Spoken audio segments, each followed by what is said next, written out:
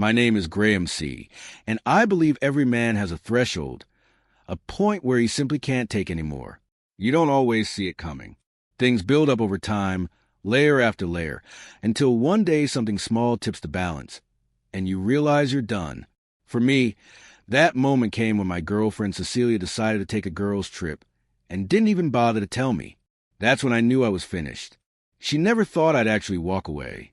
She figured I'd just take it on the chin, like I had been doing for months.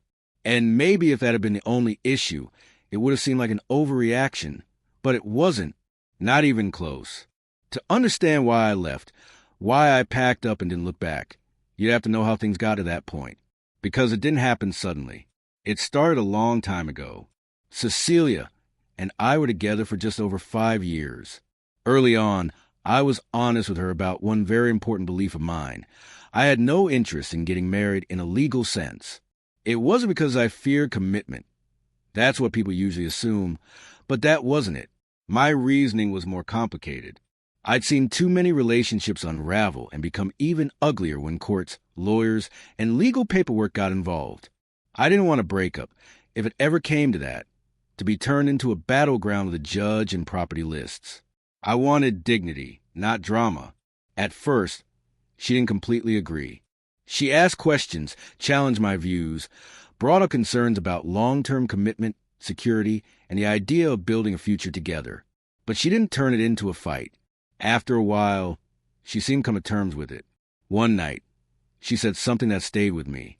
She told me she loved me, and she wasn't going to let some legal document be the reason she lost me. According to her, our connection, what we were building together, was far more important than any marriage license. I respected her deeply for that. I appreciated that she stood by me, despite not seeing eye to eye on something that mattered so much to her. And honestly, I love her even more because of it. Cecilia was, by most people's standards, the full package, gorgeous, smart, and incredibly social. People were drawn to her. She had this energy that made her the center of any room. She was always making plans, going out, connecting with different people. She had her own life, and I admired that. I thought we made a solid pair. Two different personalities, sure, but connected by how we felt about one another. Or at least, that's what I believed back then. About 3 years into our relationship, Cecilia hit a rough spot in her career. She was between jobs and trying to pivot into a different field, and I could tell it was weighing on her. She wasn't someone who easily asked for help, but I could see the stress creeping in. I wanted to support her. We had been together long enough that I felt responsible in a way.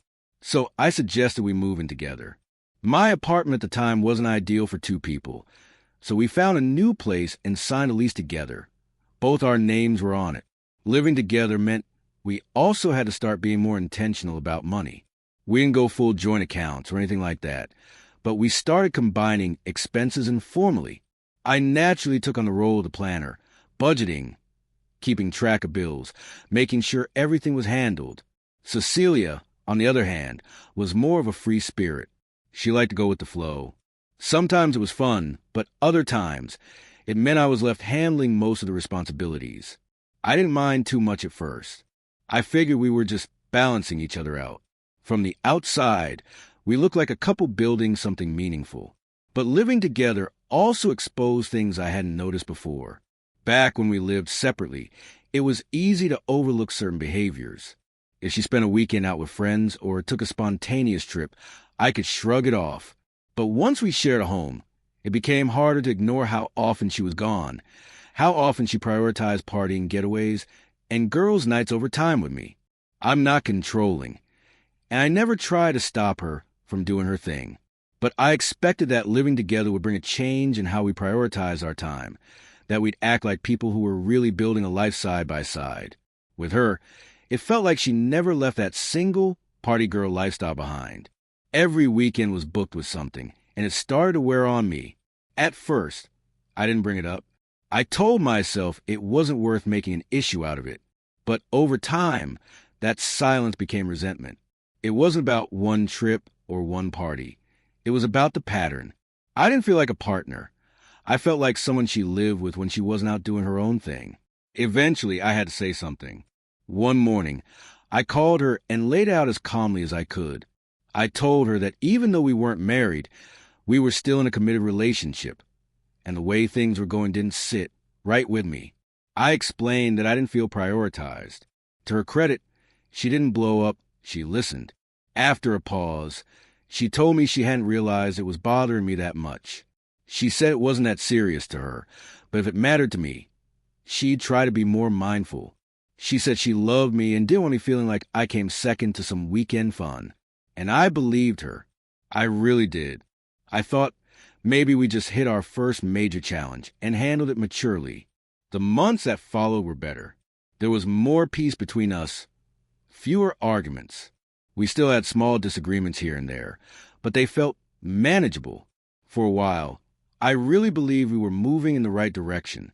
It wasn't perfect, but it felt like we'd finally found our rhythm, just normal couple stuff, ups and downs, but nothing that felt like a deal breaker. I even remember thinking, maybe this could actually work long term. But that's the thing about peace. It often comes right before the storm. A little over 2 years into this phase, things started unraveling again. The moment that really shifted things for me was tied to our joint bank account. Since we'd moved in together, we agreed to share some of our finances. We each kept our own personal accounts, but had one joint account to cover rent, groceries, bills, the essentials. The deal was full transparency. Then one day, while doing my usual end-of-month review, I noticed something strange. There were charges on the statement that didn't align with what Cecilia had told me. She had said she was out of town visiting family for the weekend, but some of the purchases were made in a completely different location, nowhere near her family. The math just didn't add up. Still, I didn't confront her right away. I tried to brush it off, hoping it was just a misunderstanding. But that feeling lingered, and the longer I sat with it, the more uneasy I felt. I didn't want to believe we were backsliding, but the suspicion kept growing. One Saturday, I happened to be home while she had a few of her friends over. They were all in the living room, and I was in the bedroom with the door slightly ajar. I wasn't eavesdropping, just happened to hear their conversation. They were laughing, talking about dating and apps and random stuff, and then I heard her say, "Honestly, I'm basically single." I froze. Maybe it was a joke to them, but it wasn't funny to me. I didn't react right away. Her friend stayed for a bit longer and then left. Later, when she came into the room, I asked her calmly, "What did you mean earlier when you said you're basically single?" She rolled her eyes and said, "God, you're so sensitive lately." That response told me everything I needed to know. That was how she really saw our relationship. From that point on, every conversation seemed to spiral into an argument. It didn't matter how calmly I brought something up. She'd either get defensive, like I was attacking her, or sarcastic, like I was overreacting. Sometimes she'd flip the script entirely and make it seem like I was a problem. We never resolved anything. It was just constant tension. And the worst part, the more we fought, the more she doubled down on the very things we argued about. If we clashed about her disappearing without saying where she was going, she'd do it again the next week, sometimes for even longer. If I said I wasn't cool with her partying every weekend, she'd stay out even later. It felt intentional, like she was daring me to leave. Eventually, I stopped bringing things up. I got tired. Talking didn't help. Arguing got me nowhere. So I went quiet, thinking maybe she'd see the effort and finally meet me halfway. But that was a mistake. My silence didn't create peace. It gave her free rein. She started staying out all night, never telling me anything. I'd sit there wondering if she was safe or who she was with, and when I asked, I'd get half-baked excuses like, "I stayed at a friend's," or "It was too late to come home." No heads up, no accountability. It wasn't about control. I didn't need to track her every move. I just wanted basic respect, open communication. But the more I stayed silent, the more invisible I became. Then, one Tuesday, I got home from work, and the apartment was quiet. No big deal at first. Sometimes traffic holds her up, but as the minutes stretched into hours with no sign of her, I started to worry. I finally messaged her. "Where are you?" Half an hour later, she replied, saying she took time off for a girls' trip and forgot to mention it because I was busy. That excuse didn't land. It didn't make sense. And more than that, it felt like a slap in the face. You don't just forget to mention a trip to someone you live with. That was the moment everything became clear. This was who she really was. And I realized I didn't want to be in this anymore. Not for another month, week, or day. I was done trying to convince someone to care. I took a deep breath and sent one final message. I won't be here when you get back. I wish you the life you're chasing, but I'm not waiting around to be your backup plan. She replied, confused. What do you mean? But I didn't answer. I had said everything I needed to say. That night, I packed all my things, everything I owned, anything that held my name or energy. I took it with me. I left nothing behind, not even a toothbrush. By morning, I'd moved out and gone straight to the leasing office to take my name off the lease. I blocked her on everything. She tried to reach me. A new number popped up later that week with a message. You're really just leaving? We can talk. But I ignored it. I meant what I said. I was done. A few days later, on the day she was supposed to come back, she called from another new number. I didn't recognize it, so I answered. The second I heard her voice, I hung up. She kept calling, then texting.